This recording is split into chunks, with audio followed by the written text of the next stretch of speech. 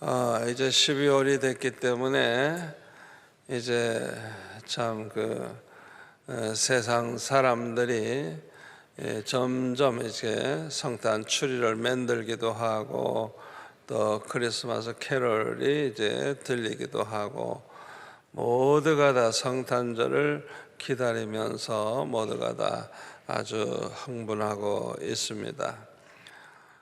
제일 이제 감격스러운 것은 이제 중국과 같은 나라에 이제 여행을 해보면 얼마나 또 치장을 잘 해놓은 것이 많은지, 그래서 참 감사하다. 이 세상 사람들이 예수 그리스도의 탄생을 이렇게 찬양하며 축하하며 이렇게 행하는 것을 볼 때 얼마나 감사한지 모르겠어요. 그러나 그렇게 했다고 해서 그 사람들이 다 예수 믿는 사람은 아니에요. 그렇죠? 그렇다고 해서 다 그 사람들이 구원받은 하나님의 자녀는 아닙니다. 마태복음 22장 14절에 보니까 청함을 받은 자는 많되 택함을 받은 자는 적으니라. 여기서 청함을 받았다고 하는 것은 교회에 하여튼 어떻게 초청됐든지 간에 교회에 나오는 모든 사람들을 가리킵니다. 아마 한 번이라도 교회 나온 사람 많고 또 여러분들처럼 열심히 나오시는 분들도 있죠. 그런데 교회에 이렇게 청함받은 사람은 많지만은 이 택함받은 사람은 아주 진심으로 예수 믿고 구원받은 하나님의 자녀를 가리킵니다. 이런 사람은 적다는 것입니다. 예수님이 왜 이런 말씀을 하셨을까요? 예수님이 이렇게 말씀하신 것은 아주 우리에게 아주 중요한 의미가 있습니다.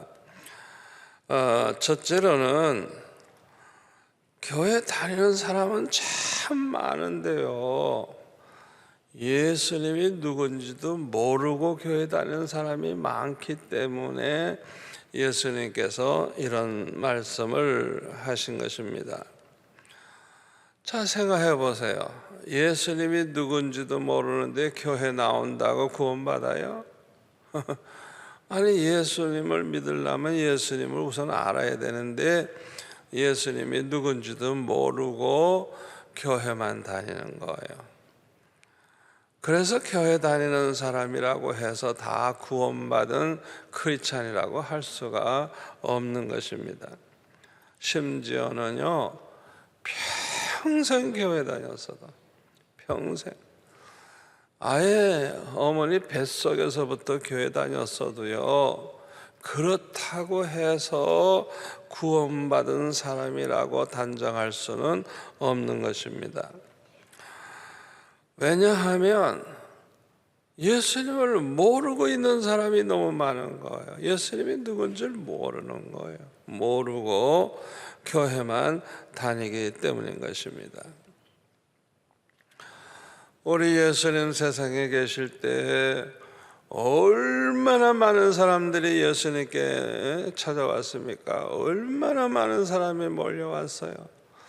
아마 몇천 명, 몇만 명씩 됐을 거예요. 마태복음 16장 13절에 보면 빌립보 가이사라 지방에 가셨을 때도 엄청나게 왔었을 거예요. 그때 예수님 뭐라 그래요? 이 사람들이 인자를 누구라 하느냐 물어봤어요. 이 사람이 도대체 나를 어떻게 알고 있느냐 그거죠. 그랬더니 세례 요한이라고 그러고 하기도 하고 엘리야라고 하는 사람도 있고 예레미야나 선지자 중에 하나라고 하는 사람도 있습니다. 그랬어요. 한마디로 말해서 이 사람들은 예수님 모르는 사람들입니다. 그런 뜻이에요. 저는 이렇게 설교할 때에 여러분 모두가 다 100% 구원받기를 원하는 마음 가지고 설교하는 거예요. 아멘. 그래서 제 설교가 이렇게 말주변이 없어서 재미는 없을지 모르지만은 너무 중요한 거예요. 아멘. 예수님을 똑바로 알아야지. 예수님 모르고 그냥 예수님 가는 곳마다 따라다닌다고 해서 그 사람이 구원받은 하나님의 자녀는 아니에요. 자, 그러면 예수님이 누구죠? 첫째로 예수님은 그리스도이십니다. 이 그리스도라고 하는 말은 헬라어로 기름 부음을 받은 자라는 거예요. 기름 부음을. 구약 시대에는 왕과 제사장과 선지자들을 기름 부었어요. 그런데 이 기름 부음 받을 자를 아람어로는 메시아라 그래요. 메시아. 우리 예수님은 메시아예요. 메시아. 그리스도. 이 메시아. 이스라엘 백성들이 지금도 그 메시아를 얼마나 기다리고 있는지 몰라요. 2000년 전에 오신 그 메시아이신 예수님을 그리스도 메시아인 줄 모르고 있는 거예요. 그래서 언제나 오실까 그렇게 기다리고 있는 거예요. 이 메시아가 오면 그저 한마디로 말해서 우리의 모든 문제가 다 해결되는 거예요. 아멘. 특별히 이 메시아 그리스도는 우리를 구원해 주시는 구주가 되십니다. 예수님은 그리스도이시기 때문에 예수님이 유대 땅 베들레헴 말구에 태어나셨을 때 누가복음 2장 11절에 보니까 오늘 다윗의 동네에 너희를 위하여 구주가 나셨으니, 구주라 그랬죠. 곧 그리스도 주시니라 그랬어요. 천사가 와서 하는 얘기예요. 다윗의 동네에 구주가 나셨다. 구주가 누구냐? 예수 그리스도, 그리스도이신 주시니라. 또 마태복음 1장 21절에 보면 아들 낳으리니 이름을 예수라 하라. 이는 그가 자기 백성을 그들의 죄에서 구원할 자라. 아멘. 우리를 구원하시는 구주라는 거예요. 요한복음 1장 29절에 보니까 이튿날 요한이 예수께서 자기에게 나오심을 보고 이르되 보라, 세상 죄를 지고 가는 하나님의 어린 양이로다. 구약시대에 속죄 제사를 드리려고 하면 이렇게 내 죄 대신 양을 잡아서 바침으로 내 대신 죽는 거예요. 그래서 그 피로 내 죄를 사함받는, 장차 오실 메시아 예수 그리스도께서 십자가에 못 박혀 돌아가심으로 우리를 죄에서 구원할 것을 그렇게 이제 구약 시대도 계속 죄를 범할 때마다 속죄 제사를 드려서 그거를 예표한 거예요. 미리 알도록. 그런데 마태복음 1장 1절에 보니까 이 예수 그리스도를 아브라함과 다윗의 자손이라고 말하고 있어요. 왜냐하면 하나님께서 일찍이 이 아브라함과 다윗에게 네 자손 중에서 그리스도가 나실 것을 예언해 주셨기 때문에 그래요. 창세기 22장 15절 이하에 보면 여호와의 사자가 하늘에서부터 두 번째 아브라함을 불러 이르시되 여호와께서 이르시기를 내가 나를 가리켜 맹세하노니 내가 이같이 행하여 내 아들 내 독자도 아끼지 아니하선즉 내가 내게 큰 복을 주고 내 씨가 크게 번성하여 하늘의 별과 같고 바닷가의 모래와 같게 하리니 내 씨가 그 대적의 성문을 차지하리라. 또 내 씨로 말미암아 천하 만민이 복을 받으리니.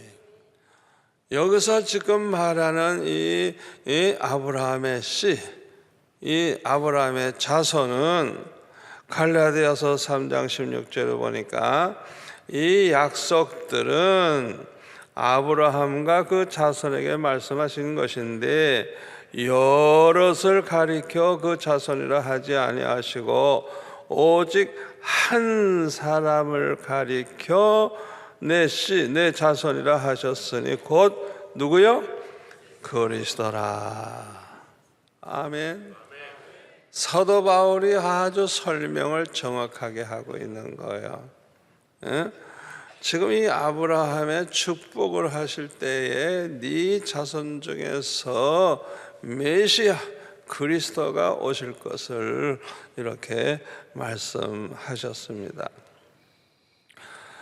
그래서 이 메시아 그리스도로 말미암아 천하 만민이 복을 받는다는 거예요. 아브라함과 같이 하나님을 믿는 사람들은 아브라함과 같은 복을 받는다는 걸 믿으시기를 바랍니다. 그 아브라함이 우리에게 모델이에요. 모델, 믿음의 조상이에요. 그러니까 그 아브라함처럼 하나님 믿으면 아브라함과 같은 복을 받는다는 거예요. 갈라디아서 3장 8절에 보면 또 하나님이 이방을 믿음으로 말미암아 의로 정하실 것을 성경이 미리 알고 먼저 아브라함에게 복음을 전하되 모든 이방인이 너로 말미암아 복을 받으리라 하였느니라. 그러므로 믿음으로 말미암은 자는 믿음이 있는 아브라함과 함께 복을 받느니라. 아멘. 이 아브라함처럼 믿음으로 사는 사람은 이 믿음으로 말미암아 아브라함과 함께 아브라함처럼 그 아브라함이 받은 복을 함께 누리는 함께 누리는 그 아브라함의 자손이 된다고 하는 것입니다. 그래서 갈라디아서 3장 7절에 보면 그런즉 믿음으로 말미암은 자들은 아브라함의 자손인 줄 알지어다.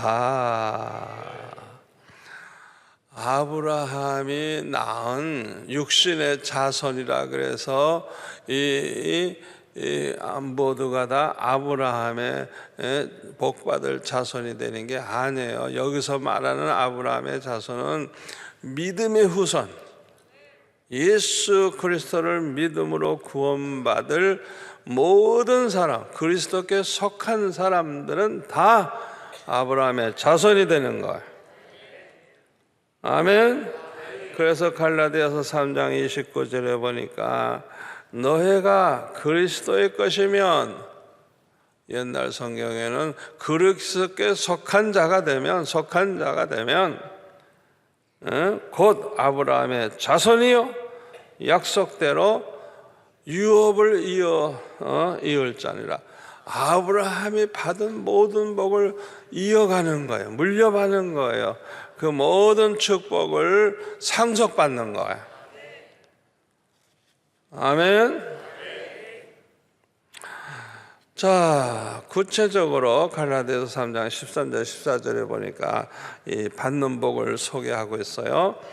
그리스도께서 우리를 위하여 저주를 받은 바 되사 율법의 저주에서 우리를 속량하셨으니 기록된 바 나무에 달린 자마다 저주 아래 있는 자라 하였습니다. 이는 그리스도 예수 안에서 아브라함의 복이 이방인에게 미치게 하고 또 우리로 하여금 믿음으로 말미암아 성령의 약속을 받게 하려 함이라.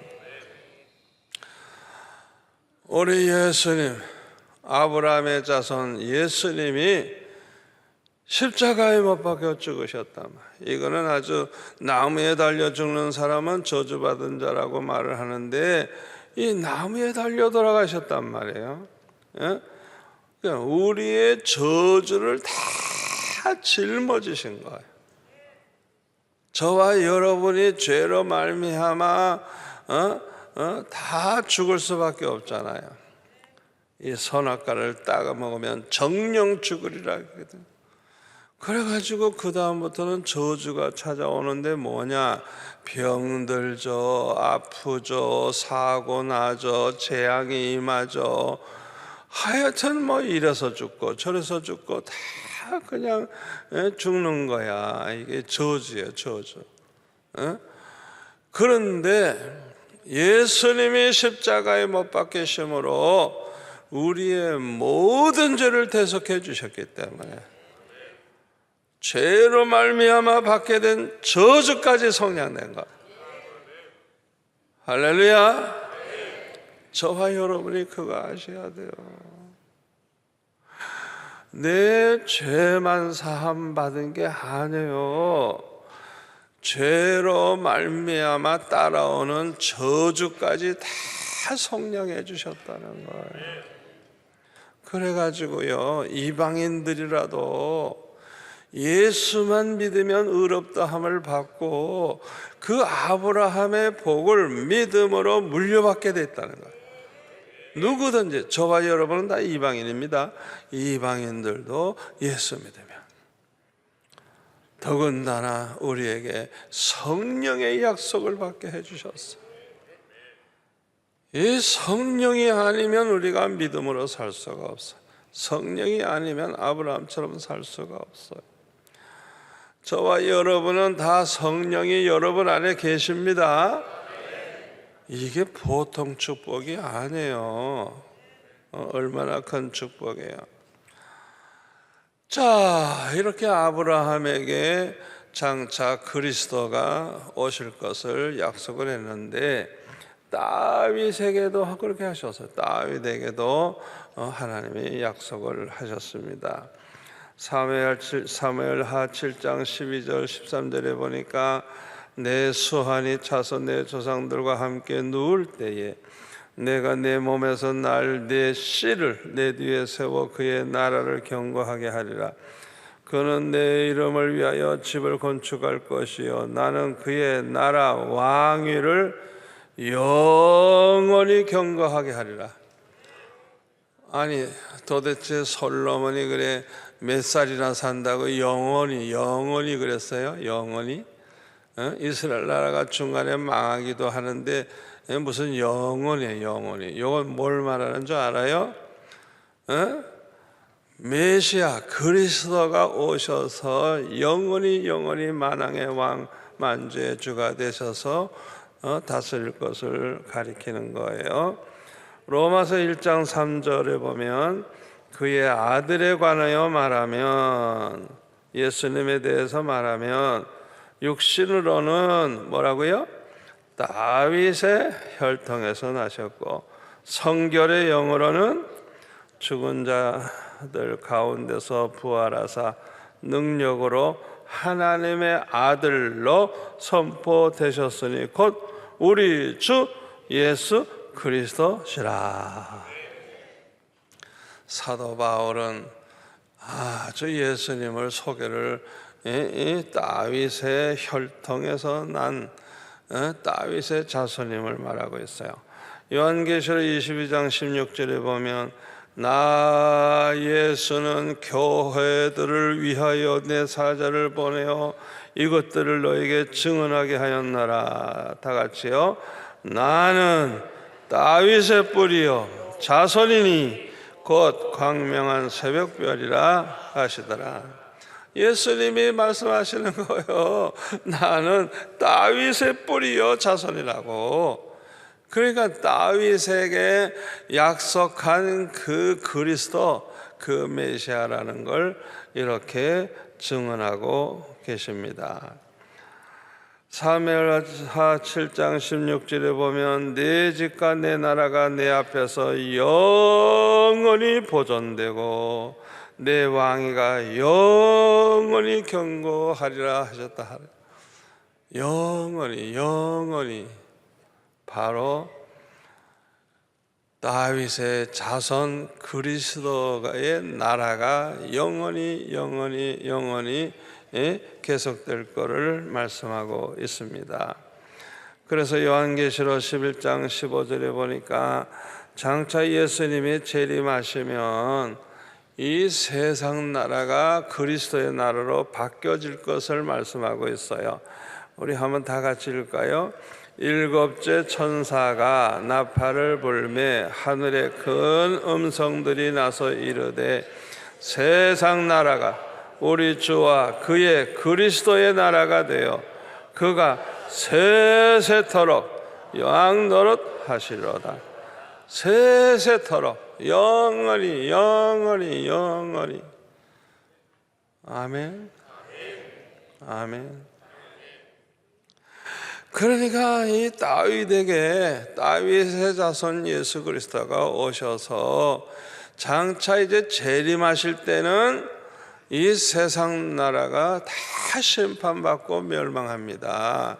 그런데 이 세상이 이제는 그리스도의 나라, 주님이 다스리는 나라가 된다는 거예요. 그걸 소위 말하는 이제 천년왕국이라고 하는 것인데, 그 이사야서에도 보면 그때에 얼마나 살기 좋은가를 아주 잘 설명해 주고 있습니다. 두 번째로 예수님은 베드로가 주는 그리스도시요 살아계신 하나님의 아들이라고 고백한 것처럼 예수님은 그리스도이실 뿐만 아니라 살아계신 하나님의 아들이십니다. 아멘. 하나님께서 우리를 구원하시기 위해서 사랑하는 아들을 이 세상에 보내주신 거예요. 그래서 로마서 8장 32절을 보면 자기 아들을 아끼지 아니하시고 우리 모든 사람을 위하여 내주시니가 어찌 그 아들과 함께 모든 것을 우리에게 주시지 아니하시겠느냐. 아멘. 예수님은 하나님의 아들이에요. 우리를 위해서 아들을 아낌없이 보내주셨어요. 아니 우리를 구원하기 위해서 아들까지 내주신 하나님이 뭐가 아까워서 안 주시겠어요? 아들 주신 하나님은 모든 걸 주실 줄 믿습니다. 믿으세요. 아니 그런데 왜 받아 누리지 못하죠? 저한테 말씀하셨어요. 나를 위해서 준비해 놓은 게 그냥 그렇게 크고 많대요. 그런데 내가 감당하기만 하면 얼마든지 주시겠대요. 이거 감당한다는 게 중요해요. 하나님이 축복해도 교만해지면 안 돼. 하나님이 축복해 줄 때 방탕하면 안 돼. 아멘. 하나님이 주시는 것 가지고 그냥 하나님의 영광을 위해 살아야 되는데 우리 인간들은 감당을 못해. 감당을 못해. 참 저는 그냥 얼마나 하나님이 많은 복을 주셨는지, 복 가운데 큰 복이 뭐냐, 내 주변에 보니까 그냥 나를 위해 기도하시는 분, 나를 돕는 분들 그냥 얼마나 내 주변에 많은지, 그냥 어딜 가든지 그냥 그런 사람들이 있는데 이게 얼마나 복이야. 다른 교회는 그런 사람 한 명도 없어가지고 목사님들 고생 찍사게 하는데 나는 그냥 너무 많은 거야. 그런데 내가 감당할 수만 있으면 얼마든지 주시겠다. 이 감당한다는 거 중요한 거예요. 하나님이 조금 잘 되게 하면 건방진 인간이 되고 까불고 딴짓을 하고 사람이 삐딱하게 나가는 거예요. 그 감당 못하는 사람이에요. 그런 사람은 다 받은 복을 잃어버리게 해서 떠나요. 다 떠나요. 주신 복을 다 잃어버리게 되는 거예요. 꼭 명심하세요. 여러분들 중에는 물질의 축복도 많이 받은 사람이 있을 거예요. 그게 자기 건 줄 알고 쌓아놓기만 하고 교만하게 살고 자기만 위해 살고 그거 다 주님의 것이고 주님의 영광을 위한 것인데 그거 감당 못하는 사람이에요. 그 사람 그거 빨리 회개 안 하면 다 그냥 없어져 버려요. 그냥 날아가 버려요. 그걸 하셔야 돼요. 감당을 해야 돼요. 감당. 아멘. 아들까지 주신 하나님이에요. 아들까지 주셨는데 모든 걸 주시지 않겠느냐. 요한복음 1장 14절에 보면 말씀이 육신이 되어 우리 가운데 거하심에 우리가 그의 영광을 보니 아버지의 독생자의 영광이요 은혜와 진리가 충만하더라. 하나님 아버지의 독생자라는 거예요. 예수님은 하나님의 독생자이십니다. 세 번째로는 예수님이 하나님이에요. 하나님. 예수님도 하나님이에요.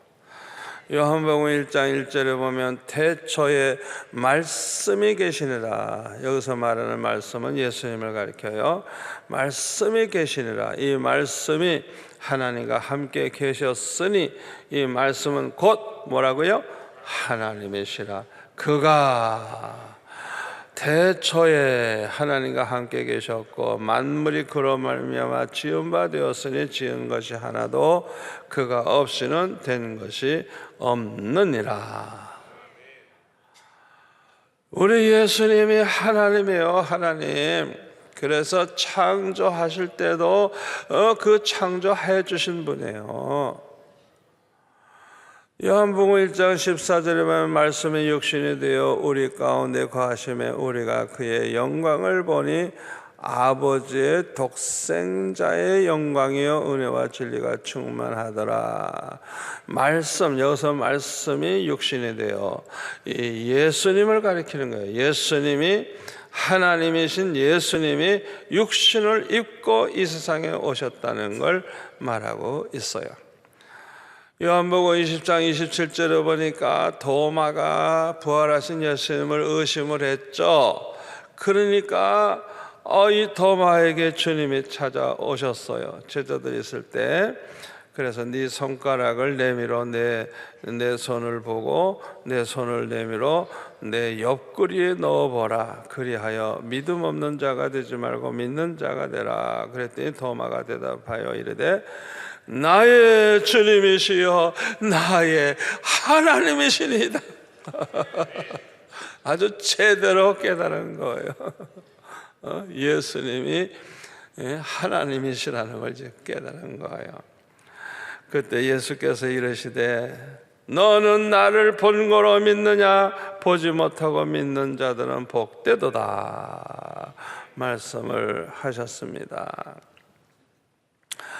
요한복음 1장 18절에 보면 본래 하나님을 본 사람이 없으되 아버지 품속에 있는 독생하신 하나님, 예수님을 이렇게 말합니다.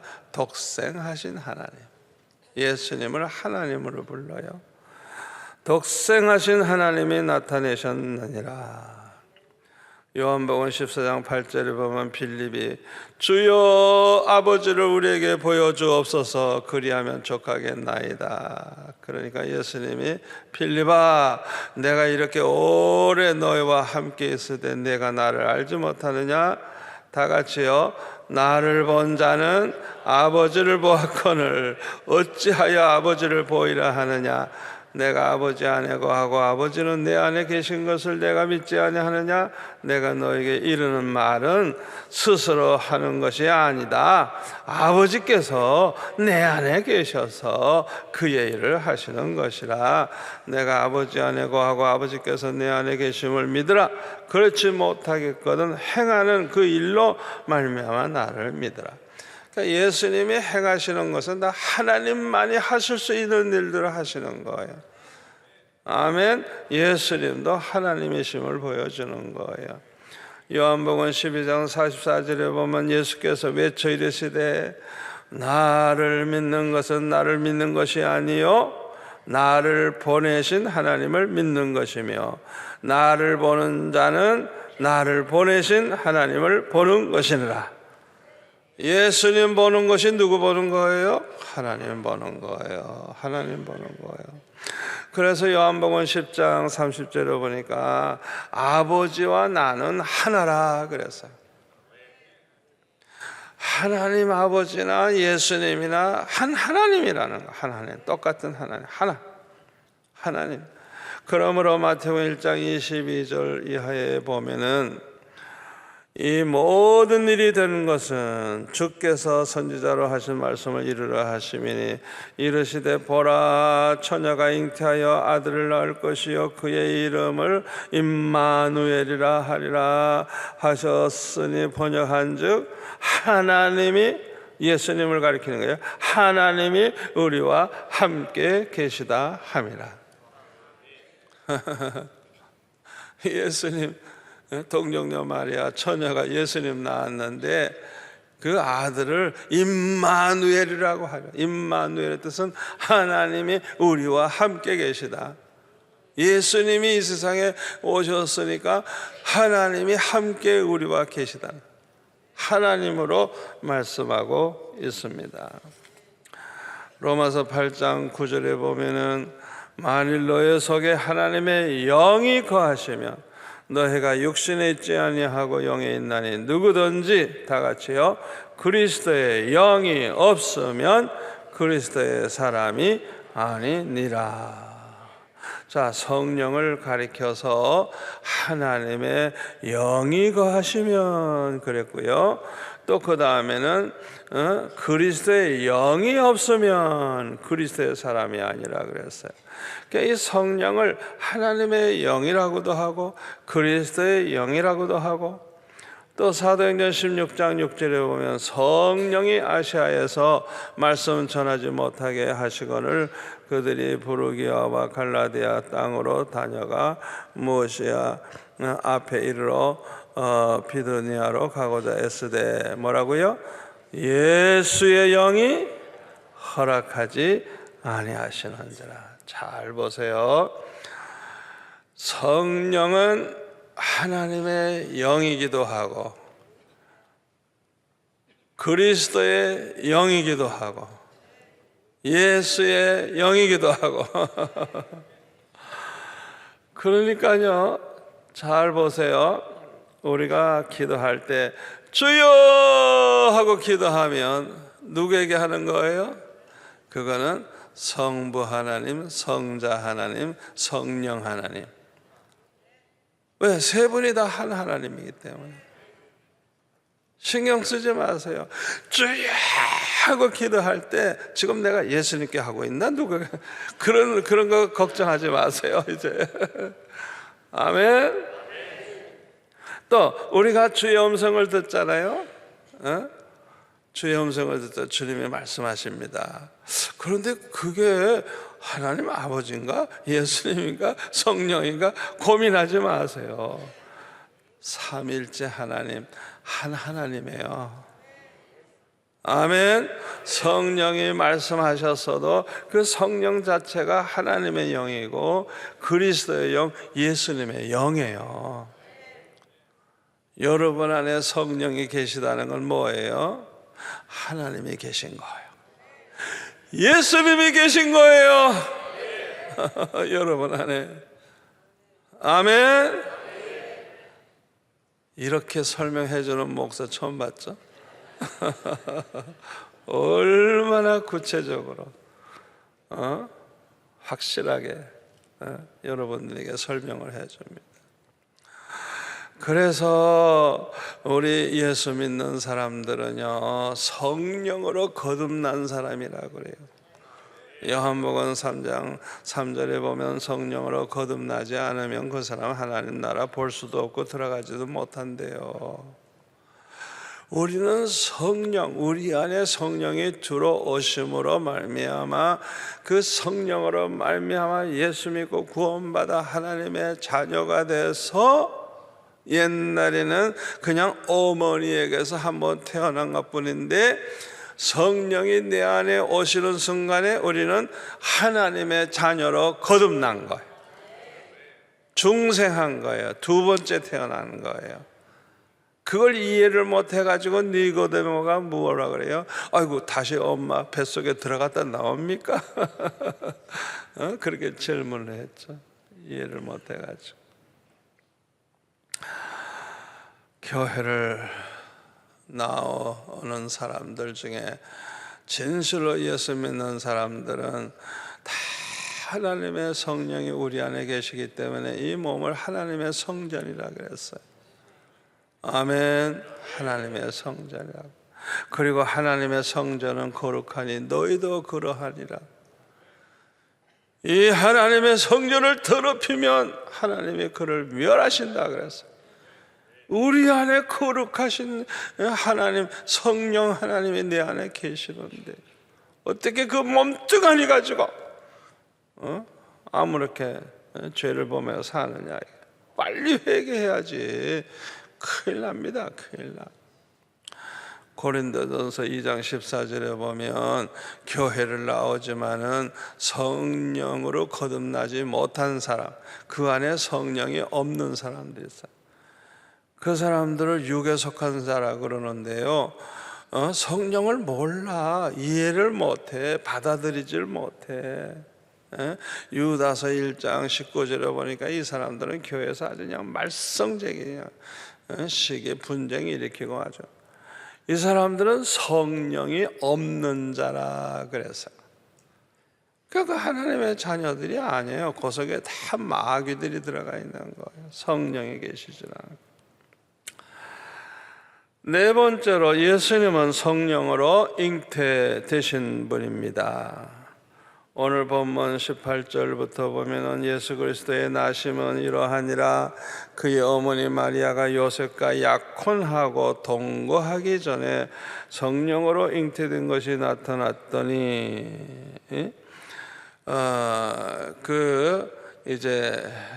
뭐라 그럴까? 약혼하고 정혼하고 결혼하고 여기 이제 세 가지가 있는데요. 이제 정혼을 한 상태였습니다. 정혼한 상태. 이것은 이제 결혼하기로 이제 부부가 되기로 다 결정이 됐어요. 다만 함께 살지 않을 뿐이에요. 이제 결혼식 올리고 사는 거예요. 그런 상태에 있기 때문에 이제 함께 했는데 동거하기 전에 성령으로 잉태된 것이 나타났으니 그의 남편 요셉은 의로운 사람이라 그를 드러내지 아니하고 가만히 끊고자 하여 이 일을 생각할 때에 주의 사자가 천사가 현명하여 이르되 다윗의 자손 요셉아 내 아내 마리아 데려오기를 무서워하지 말라. 그에게 잉태된 자는 성령으로 된 것이니라. 성령으로 된 것이라. 어떤 남자와 마리아가 이렇게 결합이 돼서 생긴 게 아니고 성령이 그 안에 마리아 자궁 안에 성령이 오셔서 예수님을 잉태하게 하셨다는 거예요. 그래서 예수님은요, 남자와는 상관이 없는 여인의 후손입니다. 아담과 하와가 선악과 따먹은 다음에 창세기 3장 15절에 보면 그 뱀의 꾀임에 넘어가서 하와가 선악과 따먹었잖아요. 그때 뱀에게 이렇게 말합니다. 내가 너로 여자와 원수가 되게 하고 네 후손도 여자의 후손과 원수가 되게 하리니 여자의 후손은 내 머리를 상하게 할 것이요 너는 그의 발꿈치를 상하게 할 것이니라. 장차 메시아가 와서 우리를 구원할 걸 벌써 창세기 3장 15절에서 예언하고 있어요. 그러니까 처녀 마리아, 동정녀 마리아의 성령으로 잉태돼서 탄생할 메시아. 그래서 여자의 후손이라서요. 그리스도는 여자의 후손이에요. 아멘. 오늘 본문 22절 23절에 보니까 이 모든 일이 된 것은 주께서 선지자로 하신 말씀을 이루려 하심이라. 이 선지자는 이사야 선지자죠. 이사야 7장 14절 말씀인데요. 보라, 처녀가 잉태하여 아들을 낳을 것이요 처녀가 아들 낳을 것을 이렇게 말씀하고 있어요. 그러면 왜 예수님은 이 처녀의 몸에 성령으로 잉태되어서 이 세상에 오셔야만 했을까요? 잘 들으세요. 그리스도는 중보자이시기 때문에 그렇습니다. 이 중보자, 하나님과 우리 사이의 중보자인데, 중보자는 두 가지 자격이 있어야 돼요. 첫째는 죄가 있으면 안 돼. 왜 인간이 중보자가 될 수 없어요? 다 죄인들이니까. 인간 중에는 중보자가 될 수가 없어요. 히브리서 4장 15절에 보면 우리에게 있는 대지상은 우리의 연약함을 동정하지 못하실 것이 아니요 모든 일에 우리와 똑같이 시험을 받으시니로되 죄는 없으시니라. 예수님이 이 세상에 계실 때 많은 시험을 당하셨어요.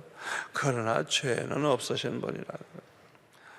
자, 중보자의 자격 두 번째로는 신성과 인성을 두 가지가 있는 분이라야 중보자가 될 수가 있어요. 왜냐하면 하나님과 인간 사이의 중보자이기 때문에 신성도 있어야 되고 인성도 있어야, 두 가지 있어야 돼요. 그래서 예수님은 참 하나님이시요 참 인간이십니다.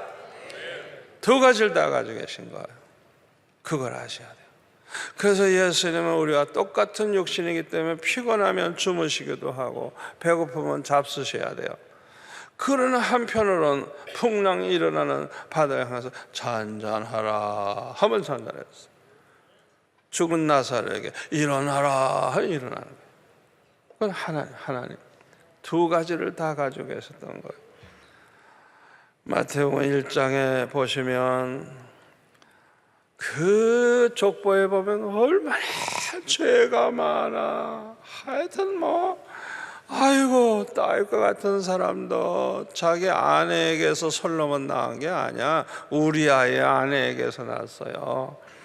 그러니까 그냥 죄악투성이야. 죄악투성이. 이런 죄 많은 인간들의 씨를 받아서 어떻게 그리스도가 올 수 있어요? 올 수가 없지. 그 더러운 인간들. 그렇게 할 수가 없는 거예요. 그러면 중보자가 될 수 없는 거예요. 그리스도는 중보자인데, 그래서 하나님은 어떻게 하셨다고요? 남자와 상관없이 동정녀 마리아의 몸에 성령으로 잉태되어 이 세상에 오신 것입니다. 이건 신학교 가서야 설명 듣는 건데 내가 이거 다 하네. 다섯 번째로 예수님은 우리의 구주이십니다. 누가복음 2장 11절에 보면 오늘 다윗의 동네에 너희를 위하여 구주가 나셨으니 곧 그리스도 주시니라. 구주가 나셨으니. 마태복음 1장 21절 아들을 낳으리니 이름을 예수라 하라. 이는 그가 자기 백성을 그들의 죄에서 구원할 자, 구주시라는 거예요. 사도행전 4장 12절, 요한복음 14장 6절 내가 곧 그 길이요 진리요 생명이니 나로 말미암지 않고는 아버지께로 올 자가 없느니라. 오직 예수님만이 구주가 되시는 거예요. 예수님만이 구원자가 되시는 거예요. 그래서 사도행전 4장 12절에 보면 다른 이로서는 구원을 받을 수가 없나니 천하 사람 중에 구원을 받을 만한 다른 이름을 우리에게 주신 일이 없음이라. 오직 예수님만이 우리를 구원받게 해주시는 분이에요. 모든 종교에 다 구원이 있는 게 아닙니다. 오직 예수님만이 구주가 되시는 거예요. 예수를 믿어야만 구원받는 거예요. 모든 종교가 다 똑같은 게 아니에요. 자, 그러면 예수님은 왜 청함받은 자는 많으나 또 택함받은 적다고 또 말씀하셨냐? 두 번째로는 많은 사람들이 교회를 다니지만은 예수님을 영접하지 아니했기 때문인 것입니다. 요한복음 1장 12절에 보면 영접하는 자 곧 그 이름을 믿는 자들에게는 하나님의 자녀가 되는 권세를 주셨으니 이는 혈통으로나 육정으로나 사람의 뜻으로 나지 아니하고 오직 하나님께로부터 난 자들이니라. 예수님을 영접을 해야 하나님의 자녀가 된다는 거예요. 아멘. 요한복음 3장 16절에 보면 하나님의 세상을 이처럼 사랑하사 독생자를 주셨으니 이는 그를 믿는 자마다 멸망하지 않고 영생을 얻게 하려 함이라 그랬어요. 또 요한복음 5장 24절에 보면 내가 진실로 진실로 너에게 이르노니 내 말을 듣고 나 보내신 이를 믿는 자는 영생을 얻었고 심판에 이르지 아니하나니 사망에서 생명으로 옮겼느니라 말씀을 했습니다. 이 말씀을 종합을 하면 누구든지 예수님 그 말씀 복음을 듣고 하나님을 믿는 사람들은 다 구원받는다는 것을 알 수가 있습니다. 그러나 문제가 하나 있어요. 그 사람이 진짜 믿는 사람이냐 아니냐 어떻게 알아요? 그거는 증거가 있어야 되잖아요. 마태복음 7장 20절에 보면 그들의 열매로 그들을 안다 그랬어요. 이게 진짜 예수쟁인지 아닌지 열매를 보고 하는 거예요. 열매. 자, 그러면 어떻게 하면 알 수 있느냐? 첫째, 진심으로 예수 믿는 사람은 예수님이 누군지 똑바로 알 뿐만 아니라 예수님을 사랑합니다. 아멘. 그 사람은 진짜 믿는 사람이에요. 그래서 예수님을 사랑하기 때문에 예수님을 아주 기쁨으로 영접을 하는 것입니다. 여러분이 그거 알아야 돼요. 누가복음 11장 42절에 보면 바리새인들은 뭐 11조 철저히 하지만은 하나님께 대한 사랑을 버렸다 그랬어. 이들은 예수님을 버렸어. 예수님을 얼마나 미워하고 예수님을 영접하지 아니했어요. 자, 예수님을 영접했다는 것도 또 어떻게 알 수 있을까요? 마태복음 18장 5절에 보면 어린아이 하나를 예수님의 이름으로 영접하는 그 사람이라야 예수님을 영접한 거래요. 마태복음 10장 40절에 보면 제자들에게 말씀하시기를 너희들을 영접하는 자는 곧 나를 영접하는 것이요. 이 사도들, 제자들, 주님이 보내신 이 사람들을 영접하는 자라야 나를 영접하는 것이라. 예수님을 영접하는 것이라. 요한복음 14장 20절에 보면 내가 진실로 너에게 이르노니 내가 보낸 자를 영접하는 자는 나를 영접하는 것이요 나를 영접하는 자는 나 보내신 이를 영접하는 것이니라. 여러분들이 그걸 아셔야 돼요. 교회 안에서 내가 좋아하는 사람, 존경하는 사람만 영접하지 말고 어린아이 예수님의 이름으로 어린아이라도 영접을 내가 하는 사람이라면 그 사람은 예수님을 진짜 영접한 사람이에요. 특별히 하나님이 보낸 주의 종들을 영접하는 그 사람들이라야 진짜 하나님을 영접한, 예수님을 영접한 사람이라는 거예요. 얼마나 중요한지 몰라요. 난 몰라라 하고 지나는 사람들 반성하시기 바랍니다. 누가복음 10장 16절에 보면 너의 말을, 제자들에게 예수님 하시는 말씀이에요. 너의 말을 듣는 자는 곧 내 말을 듣는 것이요 너희를 저버리는 자는 곧 나를 저버리는 것이요 나를 저버리는 자는 나 보내신 이를 저버리는 것이니라.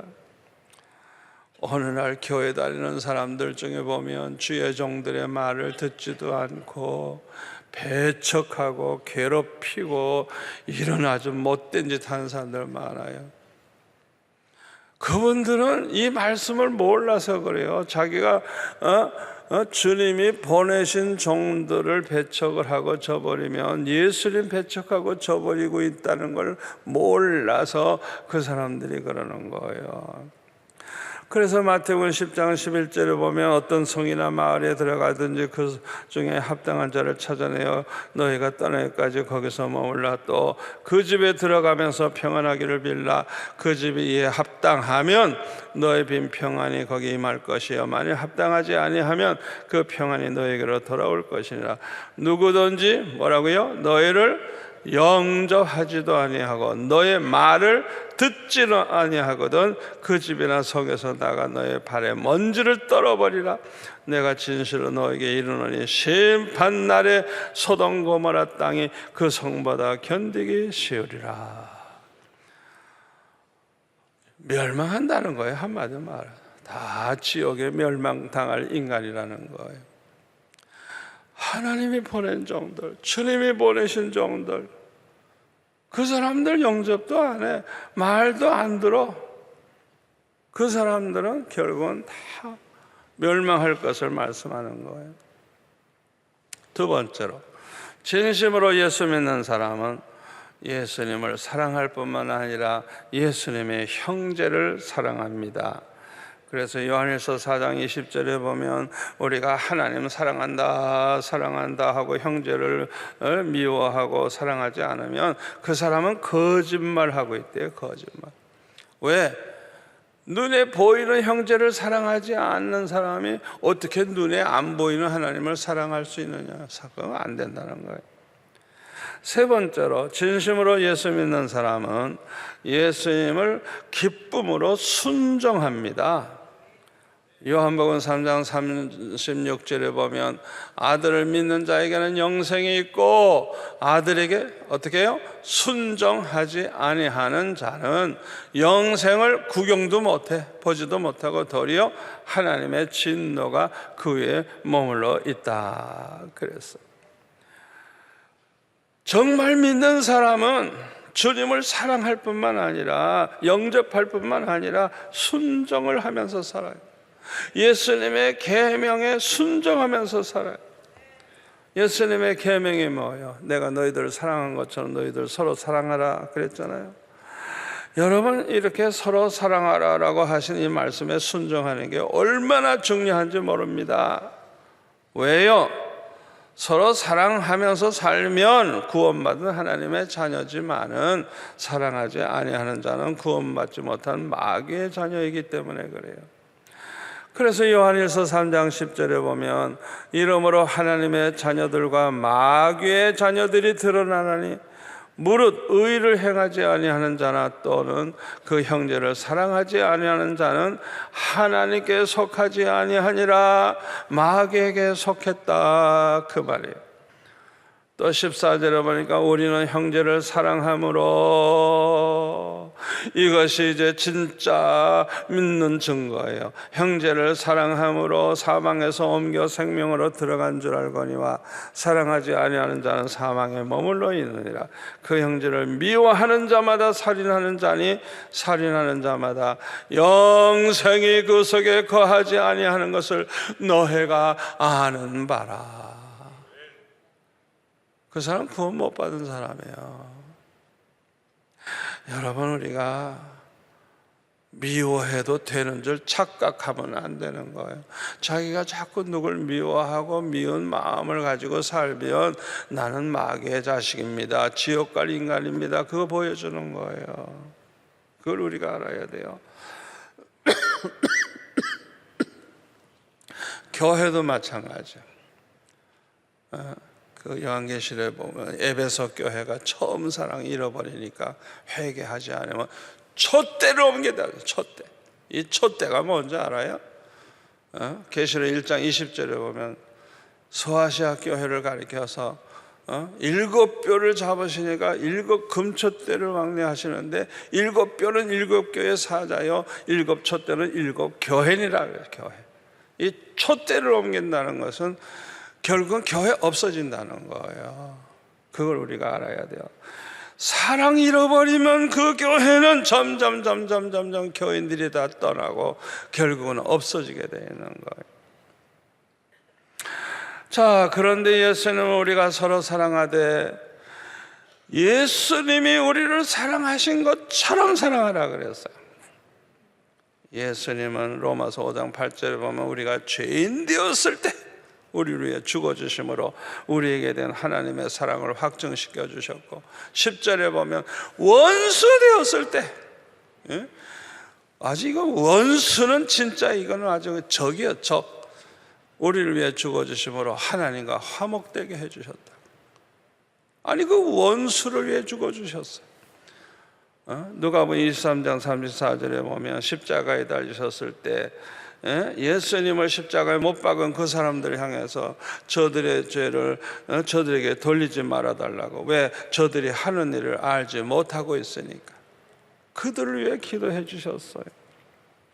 예수님처럼 우리도 해야 된다는 거예요. 예수님처럼 우리도 원수를 사랑하고 우리를 박해하는 자를 위해 기도해야 된다는 거예요. 그래서 마태복음 5장 44절을 보면 내 원수를 사랑해라, 너희들을 박해하는 자를 위해 기도해라, 예수님 말씀하시지 않았습니까? 로마서 12장 14절에 보면 너희를 박해하는 자를 축복하라, 축복하고 저주하지 말라 그랬어요. 세상 사람들은 원수 미워하죠. 특별히 이 회교도들, 모슬렘들은요 얼마나 무섭게 보복하는지 모릅니다. 그러니까 자기들끼리도 그냥 얼마나 죽으라고 싸우는지 몰라요. 기독교인이 그러면 안 되는 거예요. 우리 예수 믿는 사람들은 세상 사람들과 달라야 돼요. 아멘. 우리는 예수님처럼 해야 돼요. 원수를 사랑해야 돼요. 그들을 위해 기도해주고 그들과 화목해야 되고 싸우지 않아야 돼요. 아멘. 여러분, 이것이 우리 기독교인과 세상 사람의 다른 점이에요. 우리가 이렇게 하려면 진심으로 용서하는 마음이 있어야 그것이 가능합니다. 그래서 마태복음 6장 14절에 보면 우리가 형제를 용서해야 하나님도 우리를 용서하고 우리가 용서하지 않으면 하나님도 우리 용서 안 한다 그랬어요. 그러니까 우리가 회개할 때 먼저 내가 용서해 주면서 이와 같이 내 죄도 용서해 주옵소서, 그렇게 기도해야 되는 것입니다. 그래서 로마서 12장 17절에 보면 사도 바울은 이렇게 말합니다. 아무에게도 악을 악으로 갚지 말고 모든 사람 앞에서 선한 일을 도모하라. 할 수 있거든 너희로서는 모든 사람과 더불어 화목하라. 원수하고도 화목하라는 거예요. 내 사랑하는 자들아, 너희가 친히 원수를 갚지 말고 하나님의 진노하심에 맡기라 기록되었으되 원수 갚는 것이 내게 있으니 하나님께 있으니 내가 하나님이 갚으시리라고 주께서 말씀하시니라. 내 원수가 줄이거든 우리는 어떻게 해요? 먹여주고 목말라가든 마시게 해주고 그리함으로 내가 숯불을 그 머리에 쌓아 놓으리라. 악에게 지지 말고 손으로 악을 이기라. 사도 바울이 이렇게 말했어요. 자, 우리 예수 믿는 사람들이 모두 다 이 말씀대로 산다고 한번 생각해 보세요. 세상 사람들이 다 감동을 받을 거예요. 이거는 사람이 아니고 다 천사가 아닌가. 어떻게 원수를 사랑하고 그들을 축복할 수가 있을까? 그들을 먹여주고 목말라 하면 마실 거 주고, 세상에 이런 천사가 어디 있을까? 그게 이 세상을 보고만 하는 비결이에요. 그뿐만 아니라 요한일서 3장 22절에 보니까 사도 요한은 항상 무엇을 구하든지 다 받는다 그랬어요. 이유가 뭐냐? 계명, 예수님의 계명대로 서로 사랑하는 이 계명을 지킬 뿐만 아니라 그 앞에서 기뻐하시는 것을 행했기 때문에 그렇게 살다가 보니까 그냥 뭐든지 기도하면 다 된다는 거예요. 에베소서 3장 20절에 보면 하나님은 우리가 온갖 구하는 것뿐만 아니라 생각하는 것까지 능히 이루시는 하나님이라서 생각만 해도 복을 받아요. 생각만 해도 줘요. 얼마나 주님이 기뻐하시는지. 오냐 그냥 우리 필요한 거 아시고 그냥 생각만 해도 그냥 안겨주시는 그런 복을 받아요. 저는 그런 복을 받고 살고 있어요. 얼마나 좋은지. 결론의 말씀을 드립니다. 어떻게 하면 이 예수님 말씀대로 살 수가 있을까요? 성령의 충만함을 받아야 됩니다. 머릿속으로만 안다고 해서 실천이 되는 게 아니에요. 성령 충만한 은혜를 받으면 능히 이 말씀대로 믿고 말씀대로 살고 이 말씀대로 복을 받을 줄 믿습니다. 기도하겠습니다. 아버지 하나님 감사합니다. 오늘 주신 말씀이 우리에게 평생의 복이 될 줄로 믿습니다. 이 말씀 굳게 붙잡고 흔들리지 않게 하시고 이 자리에 계신 분들은 100% 다 구원받을 뿐만 아니라 이 말씀을 전하며 가르치며 참으로 하나님을 기쁘시게 하며 살게 도와 주옵소서. 예수님의 이름으로 기도하옵나이다. 아멘.